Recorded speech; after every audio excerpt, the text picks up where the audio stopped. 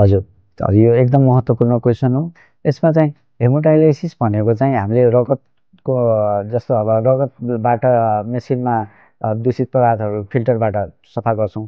त्यसको लागि हामीलाई एउटा चाहिँ नलीबाट गर्न सक्छौँ। कहिले या अर्को फिस्टुला भन्छौँ, जो चाहिँ धमनीहरू जोडेर अलिकति फ्लो बढाउने काम, जस्तो सानो अपरेसन गरेर त्यस्तो बनाइदिएर त्यो ठाउँबाट चाहिँ हामीले रगत निकालेर त्यो चाहिँ हेमोडायलाइसिस मेसिनमा गएर फिल्टर भएर फेरि मान्छेमै ब्लड चाहिँ हामीले सर्कुलेट गराउँछौँ।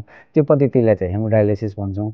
सिएपिडीमा चाहिँ हामीले पानीको माध्यमबाट एउटा सानो पाइप जुन हालेको हुन्छौँ, त्यो पाइपबाट पानी 2 लिटर जति पानी भित्र हाल्छौँ, एकछिन 6 घन्टा 8 घन्टा त्यसलाई राख्छौँ अनि बाहिर निकाल्छौँ।